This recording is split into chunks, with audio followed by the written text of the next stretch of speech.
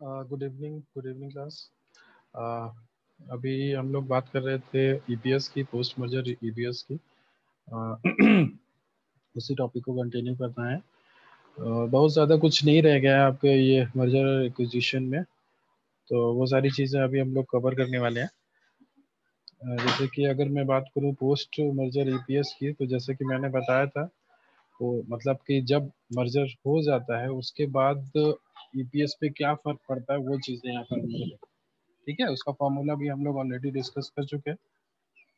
एक बार फिर से मैं दिखा देता हूँ।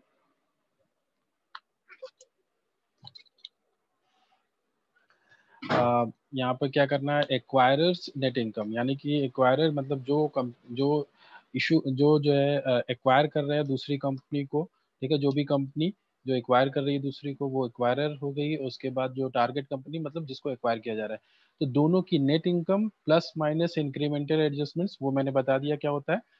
तो वो प्लस होगा तो प्लस करना है, माइनस होगा तो माइनस करना है।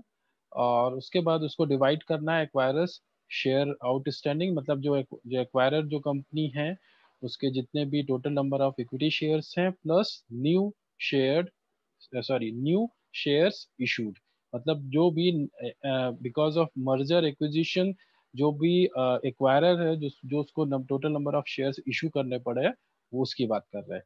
ठीक है, इंक्रीमेंटल हम लोग ने देख लिया है, आगे बढ़ते हैं।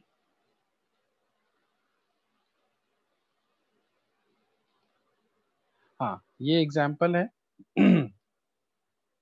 देखिए यहाँ पर दो कंपनी आप लोग को दिख रही होगी, एक्वायरर और आपका टारगेट कंपनी। हाँ, तो यहाँ पर जो है अर्निंग जो इनकम है, एक्वायरर जो कंपनी है उसकी 5,000 और टारगेट कंपनी की है 2,000। ठीक है, उसके बाद टोटल नंबर ऑफ शेयर्स अगर हम लोग बात करें, इक्विटी शेयर्स की बात करें, तो एक्वायरर जो है उसके पास 2,500 शेयर्स है। और टारगेट कंपनी के पास कितने शेयर्स है उससे तो हमें कोई मतलब है नहीं। ठीक है, तो अगर हम लोग यहाँ पर ईपीएस यानी अर्निंग पर शेयर अगर कैलकुलेट करेंगे, pre merger earning per share, मतलब मर्जर होने से पहले एक्वायरर का ईपीएस कितना होगा, तो उसके लिए हमारे पास अर्निंग भी है और टोटल नंबर ऑफ शेयर्स भी है। तो earning divided by total number of shares, यानी कि 5,000 डिवाइडेड बाय 2,500, यानी कि आपका अर्निंग पर शेयर हो जाएगा 2 रुपीज। ठीक है, इसी तरह अभी हम लोग अगर मर्जर करते हैं तो उस कंडीशन में एक्वायरर और टारगेट कंपनी दोनों के इनकम, दोनों के अर्निंग आप ऐड कर दोगे, यानी कि 5,000 प्लस 2,000 यानी कि 7,000 हो जाएगा। उसके बाद एक्वायरर को शेयर्स इशू करने पड़ेंगे मर्जर के लिए। ठीक है, टोटल नंबर ऑफ कितने शेयर्स इशू करने पड़ेंगे, देखिए यहाँ पर दिया गया एडजस्ट, वो आपके 675 जो शेयर्स है वो एक्वायरर ने इशू किए हुए हैं।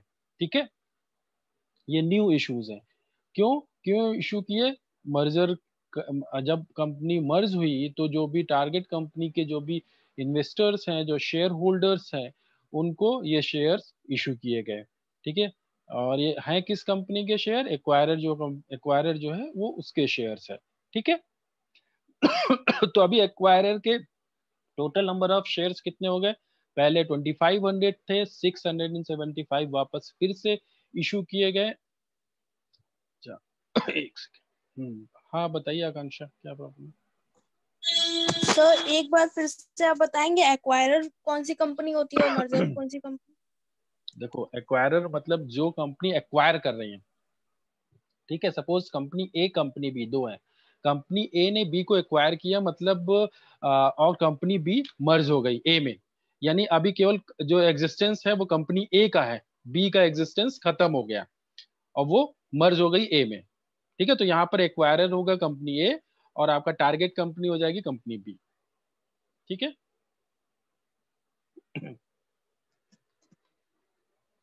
तो यहाँ पर वही चीज दिया गया है।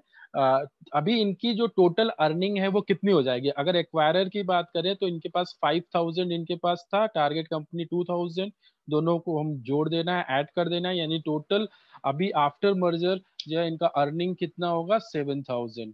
ठीक है, उसके बाद एक्वायर करने के लिए, सॉरी एक्विजिशन के लिए, मर्जर के लिए जो एक्वायरर कंपनी है ठीक है, उसको शेयर्स इशू करने पड़े 675। पहले से इनके पास 2500 शेयर्स थे, तो total number of shares after merger कितने हुए?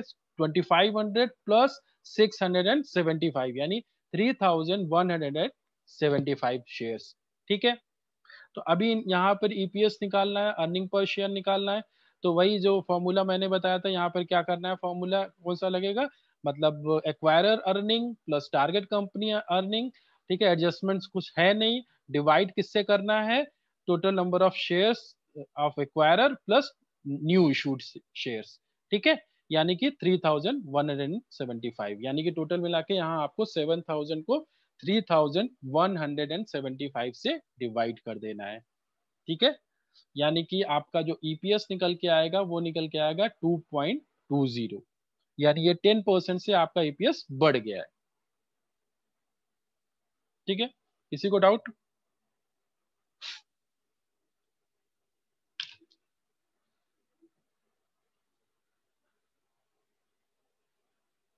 जैसे कि यहाँ पर उसी जो अभी जो हम लोग ने अभी क्वेश्चन देखा उसी को यहाँ पर एक्सप्लेन किया गया है। The acquirer has a total earning $5000 and share outstanding 2500 which result in earning per share of $2। ठीक है, the target company being acquired has a earning of $2000। their number of shares outstanding is irrelevant, मतलब जो number of shares हैं ये आपके जो target company के वो इतना रेलेवेंट है नहीं। ठीक है, अभी हमारे पास हमको क्या पता होना चाहिए कि कितने टोटल नंबर ऑफ शेयर्स जो आपका एक्वायरर कंपनी है वो इशू कर रहे हैं मर्जर करने के लिए। ठीक है, वो ज्यादा जरूरी है। In the adjust column, the acquirer is issuing 675 new shares। ठीक है, पहले से एक्वायरर के पास 2500 शेयर्स थे, 675 वापस फिर से इशू किया। ठीक है, अभी बढ़ गए उनके total number of shares. There are no adjustment to earning of either company as a result of transaction। कोई भी expenses, कोई भी ऐसा कुछ है नहीं adjustments इस क्वेश्चन में। और आखिर में है the pro forma column takes the sum of all earning and divide it by the sum of all shares outstanding to get pro forma EPS of $2.2। ठीक है, इसी तरह ये एक और एग्जाम्पल दिया गया है, यहाँ पर एक और क्वेश्चन दिया गया है। देखिए यहाँ पर दिया गया है XYZ limited is considering merger with ABC limited. Shares are currently traded at ₹25। ठीक है, इट हैज 2 लाख शेयर्स। ठीक है, XYZ के पास टोटल नंबर ऑफ शेयर्स कितने हैं? 2 लाख। ठीक है, XYZ is considering merger with ABC Limited। XYZ shares are currently traded at ₹25 और XYZ Limited के पास टोटल नंबर ऑफ शेयर्स कितने? 2 lakh. Outstanding and its profit after tax amount to 4 lakh rupees, और जो इनकी अर्निंग है वो है 4 लाख रुपए। एबीसी की बात करते हैं जिसको एक्वायर किया जाता है, जो टारगेट कंपनी है। ठीक है, XYZ आपका एक्वायरर है और एबीसी आपका टारगेट कंपनी है। ठीक है, ABC Limited has 1 lakh shares outstanding। Its current market price is 12.50 and its profit after tax are 1 lakh। ठीक है, the merger will be effected by means of stock swap। ठीक है, stock swap करना है यहाँ पर। स्टॉक जो आपका स्टॉक है उधर एक्सचेंज करना है। ठीक है, वैसे उस तरीके से आपका मर्जर हो रहा है। और ABC Limited has agreed to plan under which XY Limited will offer the current value of ABC's shares। ठीक है, तो यहाँ पर आपको पहले बताना है प्री मर्जर यानी मर्जर के पहले आपका EPS और PE रेशियो कितना होगा। ठीक है, देखते हैं। उसके बाद फिर हम लोग एक्सचेंज रेशियो निकालेंगे और पोस्ट मर्जर EPS भी निकालेंगे। ठीक है, तो सबसे पहले हम लोग अगर प्री मर्जर मतलब बिफोर मर्जर के होने के पहले XYZ और ABC लिमिटेड का EPS और PE रेशियो कितना होगा, तो हमारे पास अर्निंग दी गई है दोनों कंपनीज की, जैसे XYZ की है 4 लाख, ABC की है 1 लाख रुपए। उसके बाद टोटल नंबर ऑफ शेयर्स दिए गए हैं, 2 लाख शेयर्स हैं आपके XYZ के, ABC के 1 लाख शेयर्स है। तो बस अगर आपके पास अर्निंग है, अगर आपके पास टोटल नंबर ऑफ शेयर्स है, EPS आपका निकल आएगा अर्निंग पर शेयर, यानी earning divided by total number of shares, यानी आपका XYZ का आ जाएगा 2 और ABC का आ जाएगा 1। ठीक है। उसके बाद जो मार्केट प्राइस है यहाँ पर आपके दिया गया है, मार्केट प्राइस तो दिया गया है, क्वेश्चन में ही दिया गया है। आपका XYZ का है 25 रुपीज। अच्छा, यहाँ 23 लिखा हुआ है, ये गलत है, 25 ही होना चाहिए। ठीक है, ये गलत है। तो आपके XYZ लिमिटेड का जो प्रॉफिट है, सॉरी जो मार्केट प्राइस है वो 25 रुपीज है, और ABC लिमिटेड का 12.5 है। ठीक है। अगर आपके पास मार्केट प्राइस है और EPS है तो आप आराम से PE रेशियो निकाल सकते हैं। ठीक है। क्या करना है, मार्केट प्राइस पर शेयर डिवाइडेड बाय EPS। ठीक है, उससे आपका PE रेशियो आ जाएगा। मैंने पहले भी बताया है, PE रेशियो से मतलब है हर 1 रुपए को अर्न करने के लिए आपको जो है कितना इन्वेस्टमेंट करना पड़ेगा। ठीक है। यहाँ पर जैसे यहाँ पर लिखा हुआ EPS आपका 2 रुपए है और मार्केट प्राइस आपके शेयर का 25 रुपए है, तो 25 रुपए आप इन्वेस्ट कर रहे हो और 2 रुपए आपकी अर्निंग है। ठीक है। तो आपको 1 रुपए जो है कि अर्निंग के लिए कितना इन्वेस्ट करना पड़ेगा, वही आपका PE रेशियो है। तो क्या करना है यहाँ पे, मार्केट प्राइस यानी 25, ये 25 है, 25 डिवाइडेड बाई 2 यानी कि 12.5, ये आपका PE रेशियो। हर 1 रुपए कमाने के लिए 12.5 रुपीज इन्वेस्ट करना पड़ेगा XYZ लिमिटेड में। ठीक है। इसी तरह अगर मैं बात करूं ABC लिमिटेड की, यहाँ पर अर्निंग पर शेयर 1 रुपए है, मार्केट प्राइस 12.5 है। तो आपको क्या करना है, 12.5 डिवाइडेड बाई 1 यानी कि 12.5 आपका PE रेशियो हो जाएगा। ठीक है। आगे बढ़ते हैं सेकेंड पार्ट पे। आपका PE रेशियो भी आ गया, यहाँ पर EPS भी आ गया। सेकेंड पार्ट क्या है, if ABC limited PE ratio is 8। ठीक है, यहाँ ये बोल रहे हैं कि अगर ABC लिमिटेड का PE रेशियो 8 है, 8 है, तो what is it's current market price निकल आएगा। अगर 8 है आपका मार्केट प्राइस, सॉरी 8 है आपका PE रेशियो, ठीक है, और आपको EPS दिया गया है 1 रुपए, PE रेशियो 8 है, ठीक है, तो आपका मार्केट प्राइस आ जाएगा। क्या करना है आपको, EPS इंटू मार्केट प्राइस। ठीक है, sorry EPS into PE ratio, EPS into PE ratio करके आपका मार्केट प्राइस आ जाएगा। फॉर्मूला तो यही है ना, PE ratio is equal to आपका market price divided by EPS। ठीक है, तो उससे अगर आपके पास, अगर आपको PE रेशियो पता है और आपको पता है आपका EPS पता है, तो आपका मार्केट प्राइस आ जाएगा। तो वैसे ही इन्होंने कैलकुलेट किया हुआ है यहाँ पर। ठीक है, मार्केट प्राइस कैलकुलेट किया हुआ है उसी तरह से। तो यहाँ पर क्या किया, 1 इंटू 8 यानी 1 आपका EPS है और 8 आपका PE रेशियो है, मल्टीप्लाई किया, आपका मार्केट प्राइस आ गया 8 रुपीज। ठीक है, यहाँ तक क्लियर है। तो आपका मार्केट प्राइस आपको पता है ABC लिमिटेड का, आपको मार्केट प्राइस पता है XYZ लिमिटेड का। ठीक है, 25 रुपीज आपका मार्केट प्राइस है XYZ लिमिटेड, और ABC का अभी मैंने कैलकुलेट किया 8 रुपए। ठीक है, वैसे तो 12.5 था, लेकिन इन्होंने जो क्वेश्चन का सेकेंड पार्ट है, इन्होंने बोला कि अगर PE रेशियो 8 होता है तो उस कंडीशन में मार्केट प्राइस क्या होगा, तो उस कंडीशन में मार्केट प्राइस आप मेरा 8 रुपए होगा। ठीक है, तो यहाँ पर हमें क्या करना है, एक्सचेंज रेशियो निकालना है। एक्सचेंज रेशियो के लिए क्या है, याद करिए फॉर्मूला पहले मैंने बताया था। उसके लिए क्या करना है, acquirers market price divided bye target companies market price. ठीक है, जो भी स्टॉक का मार्केट प्राइस है, ठीक है, acquirer market price of shares divided by target companies market price of shares. तो 25 डिवाइडेड बाय 8 यानी 3.125 ये एक्सचेंज रेशियो है। यानी कि हर एक शेयर पे ABC कंपनी के जो इन्वेस्टर्स है, जो स्टॉक होल्डर्स हैं, उनको हर एक शेयर पे 3.125 शेयर्स मिलेंगे XYZ लिमिटेड के। ठीक है, ये एक्सचेंज रेशियो आपका बता रहा है। इसी तरह अभी अभी अभी क्या करना है हमें, अभी करना है पोस्ट मर्जर EPS कैलकुलेट करना है। तो पोस्ट मर्जर EPS यहाँ पे देखिए कैलकुलेट किया गया है। 4 लाख, मतलब यहाँ पे अर्निंग जो भी है टोटल 4 लाख प्लस 1 लाख, आपको पता ही है 4 लाख और 1 लाख कितने टोटल अर्निंग हो गए। ठीक है, और यहाँ पर जो है टोटल नंबर ऑफ शेयर्स आ गए नीचे 2,32,000। तो फाइव, अभी मैंने फॉर्मूला सब बताया, total earning divided by total number of shares.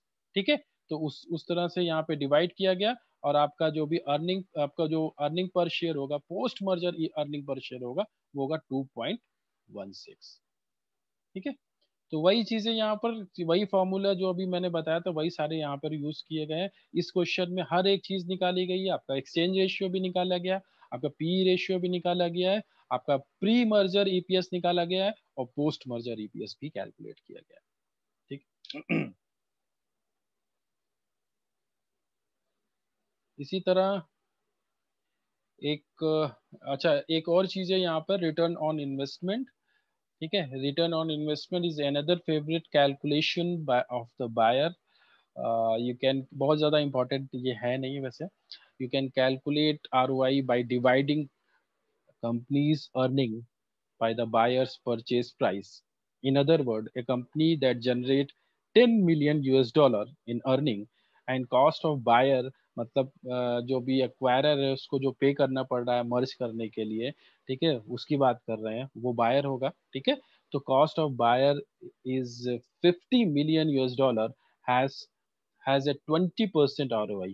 ठीक है, अगर मान लीजिए कोई एक्वायरर है, उसको 50 मिलियन US डॉलर उसको पे करना पड़ रहा है मर्ज करने के लिए, तो और उस कम जो भी टारगेट कंपनी है उनका प्रॉफिट जो है 10 मिलियन US डॉलर है, तो आपको क्या करना है, बस आपको वहां पे निकाल लेना है कि भाई कितना, जो इन्वेस्टमेंट पे आपकी अर्निंग कितनी हो रही है, तो 10 डिवाइडेड बाय 50 × 100, यानी कि 20% जो है आपका ROI होगा।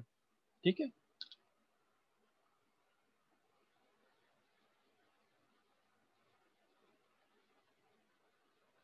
ये एक इम्पोर्टेंट टॉपिक है आपका, डीमर्जर।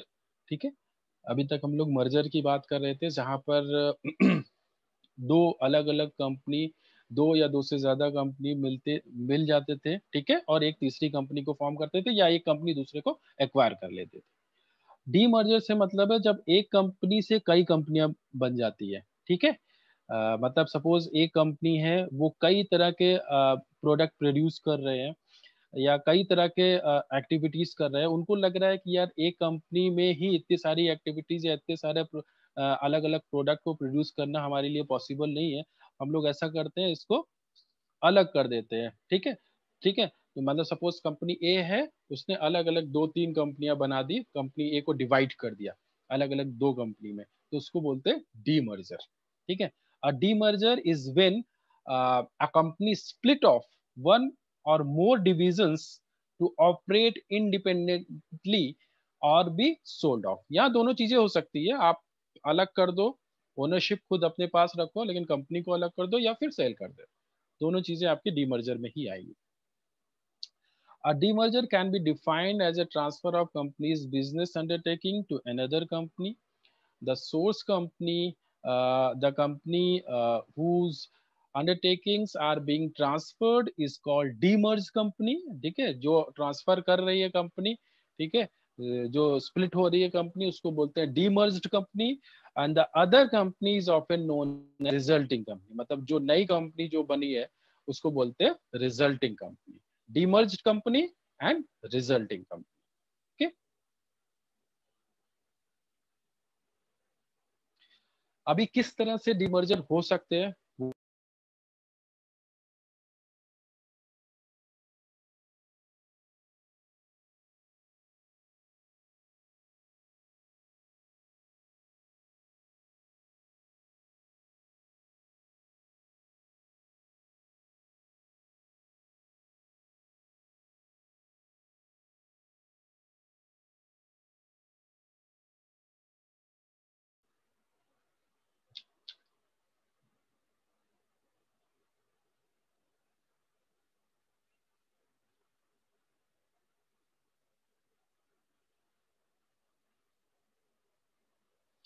तो हम लोग बात कर रहे थे डीमर्जर की। तो डीमर्जर जैसे कि मैंने बताया, एक बार फिर से बता देता हूँ, मेरे ख्याल से कुछ नेटवर्क का कुछ प्रॉब्लम है, नेटवर्क में कुछ प्रॉब्लम है। Demerger is when a company split off one or more divisions to operate independently or be sold off. मतलब कि एक कंपनी कई अलग डिविजन्स में कई अलग डिपार्टमेंट को उन्होंने स्प्लिट ऑफ कर दिया, मतलब अलग कर दिया। ठीक है, एक कंपनी से कई कंपनियां बन गई, तो उसको उस तरह से भी डीमर्जर हो सकता है, या फिर एक कंपनी ने अपना एक डिपार्टमेंट बेच दिया, सोल्ड ऑफ कर दिया। ठीक है, दोनों तरीके से डीमर्जर हो सकता है। तो a demerger can be defined as a transfer of company's business undertaking to another company. The source company, the company whose undertaking are being transferred, ठीक है, जो भी ट्रांसफर जिस जिस जो पहले से कंपनी है, जो जहां से दूसरी कंपनी बन रही है, जहां से जो है वो कंपनी को दो एक कंपनी से दो कंपनी या दो तीन कंपनियां बन रही हैं, उस कंपनी को बोलते हैं डीमर्ज्ड कंपनी, जो पहले से थी। ठीक है, और जो है रिजल्टिंग कंपनी, जो मतलब जो नई कंपनी बन रही है।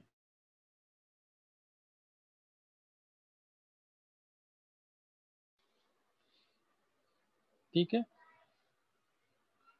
इसके बाद हम लोग बात करते हैं कि भाई किस किस तरह से डिमर्जर किया जा सकता है। Demerger can be more than one type. Some examples are given below. In some cases a division और line of business of a conglomerate company and becoming a separate entity. ठीक है, this type of demerger is called a spin off. ठीक है, for instance example के through समझने की कोशिश करते हैं। Company A used to operate two line of business. Company A है जो कि दो तरह के बिजनेस कर रहे हैं। कौन कौन से बिजनेस कर रहे हैं? लॉजिस्टिक और हॉस्पिटैलिटी, दो तरह के इनके दो अलग अलग बिजनेस हैं। if company A decide to separate all its logistic business to separate entity, अगर कंपनी ए ने ये सोचा कि भाई जो उसको जो भी लॉजिस्टिक जो पूरा इनका बिजनेस है उसको सेपरेट कर दे, एक सेपरेट एंटिटी बना दे। ठीक है, तो उसको बोलते हैं स्पिन ऑफ। ठीक है, बिल्कुल अलग तरह के बिजनेस है। It would be called spin off. It need to be noticed that both company would exist as a separate legal entities। तो यहाँ पर क्या है, दोनों जो कंपनीज है उनकी एग्जिस्टेंस रहती है। आफ्टर डीमर्जर दोनों अपने एग्जिस्टेंस में रहते हैं। ऐसा नहीं होता कि पहली कंपनी बिल्कुल से डिसॉल्व हो गई और वापस दूसरी कंपनी के बन गई। ठीक है, ऐसा नहीं होता। hence a hence A would still exist and new company B would also come into existence. The parent company would not dissolve as a result of the separation of concern। ठीक है, एक तो ये तरीका हो गया आपके डीमर्जर का। दूसरा तरीका है क्या है? In other case conglomerate may want split its business into separate companies. This is called split. For instance, if company A decide to create two new companies, B and C, ठीक है, ए ने decide किया कि दो company बनाते हैं उसी company से, बी एंड सी, और ए को बिल्कुल खत्म डिसॉल्व कर देते हैं, तो उसको बोलते हैं स्प्लिट ऑफ। ठीक है, तो B and C to hive off its hospitality and logistic business respectively. Such an arrangement would be called a split. It need to be noticed that company A would not continue to exist in this case। ठीक है, यही difference है दोनों में। ठीक है, और कैसे हो सकता है? In other case company A may want to sell of. ठीक है, वहां पर क्या हो रहा था, ओनरशिप नहीं चेंज हो रहे थे, ओनरशिप उसी के हाथ में थी जिसके पास पहले था। लेकिन जो ये केस है इसमें क्या हो रहा है, इसमें ओनरशिप आप चेंज कर दे रहे हो, आप सेल कर रहे हो। ठीक है, in other case company A may want to sell off its logistic business to an external party. Hence, it may sell some portion of its equity stake into a subsidiary company to the third party or to a strategic investors. This type of transaction is called equity crave out. There are two things to be noticed. There are two things to be noticed about this transaction. Firstly, spin-off and split do not constitute a sale to an external party। ठीक है, मतलब अगर हम लोग spin off की बात करें या स्प्लिट की बात करें, जो इसके पहले के दोनों केसेस थे, उसमें ऐसा नहीं होता था कि एक्सटर्नल पार्टी को आप बेच रहे हो। Hence an equity crave out result in a infusion of cash, whereas spin off and split do not. ठीक है। Secondly, in this case A remain the same legal entity, ठीक है। The craved out unit B becomes a part of another company, मतलब A जो पहले था वो entity तो एग्जिस्ट करती है, मतलब ऐसा नहीं है वो खत्म हो गई, बस वहां से उन्होंने क्या किया, एक डिपार्टमेंट को या एक एक बिजनेस को उन्होंने बेच दिया दूसरे को, तो उसका ओनरशिप चेंज हो गया, अभी वो ओनर कोई दूसरा है। ए तो है, ए में जो चीजें हो रही थी या उस वो तो उन्हीं के पास है, ठीक है। The carved out unit B becomes part of another company. It does not remain an independent unit under the aegis of the parent company, ठीक है। एडवांटेजेस क्या है डीमर्जर के वो देख लेते हैं। फोकस ऑन कोर कॉम्पिटेंसी, मतलब अभी दो अलग अलग तरह के जैसे बिजनेस हैं, लॉजिस्टिक है आपका, दो अलग अलग तरह के बिजनेसेस हैं, तो वो क्या होता है फिर जो है प्रॉब्लम होती है कि आप एक तरफ एक बिजनेस को आप फोकस नहीं कर पाते, तो वो चीज बता रहे हैं। कॉन्ग्लोमेरेट कंपनीज जो होती हैं जो अलग अलग तरह के बिजनेसेस करते हैं are known for not have focused business operations. These companies try to manage a lot of diverse operation which require different competencies.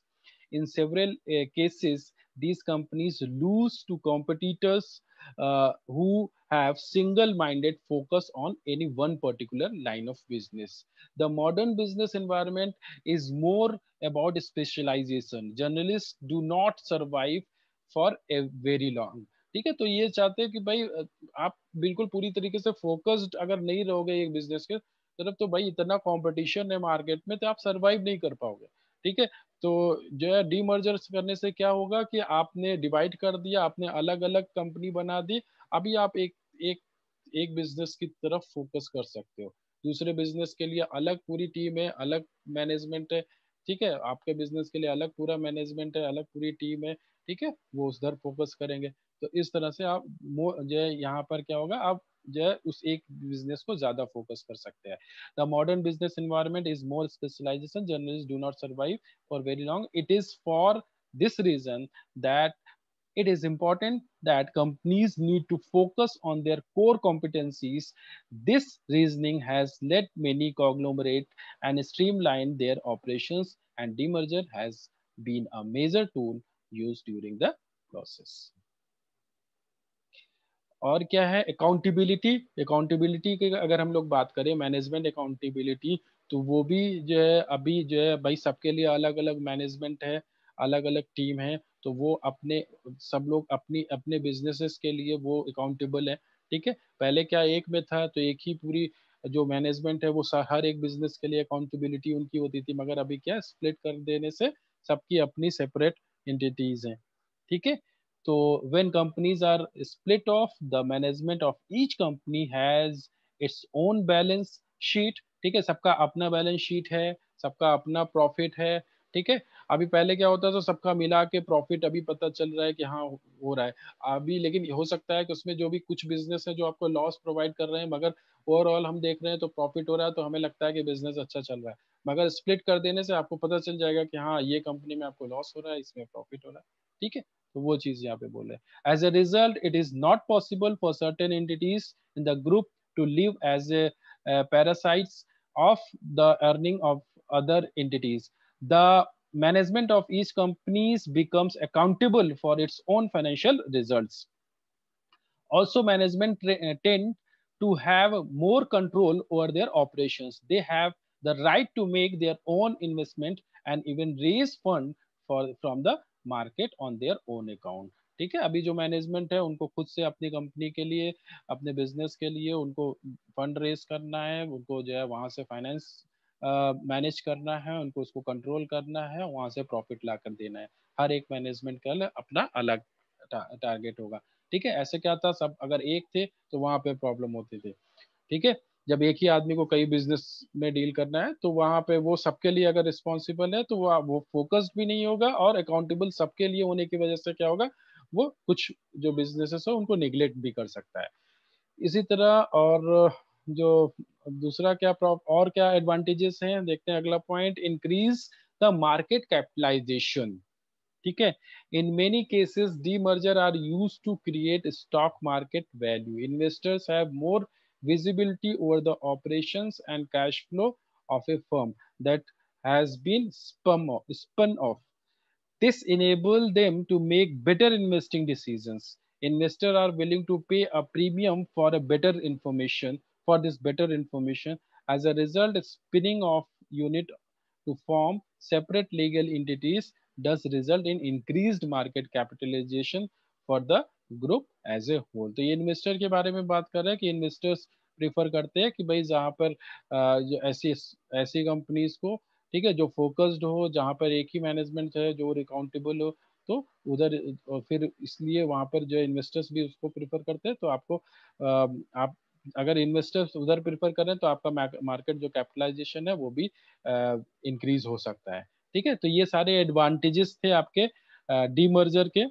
तो इस तरह से सारे टॉपिक लगभग लगभग यहाँ पर आपके हो गए हैं मर्जर एंड एक्विजिशन के। ठीक है, और ये पीपीटी मैं आपके गूगल क्लासरूम पर अपलोड कर दूंगा। बाकी अगर इसके अलावा कोई टॉपिक ऐसा है जिसमें आप लोगों को कुछ प्रॉब्लम है तो पूछ सकते हैं। मेरे ख्याल से आज के बाद तो कोई क्लास वैसे होगी नहीं, मगर ऐसे अगर किसी टॉपिक में किसी को कुछ प्रॉब्लम होती है तो वो मुझे कांटेक्ट कर सकता है। ठीक है, ठीक है, फिर आज के लिए इतना ही रखते हैं। Thank you.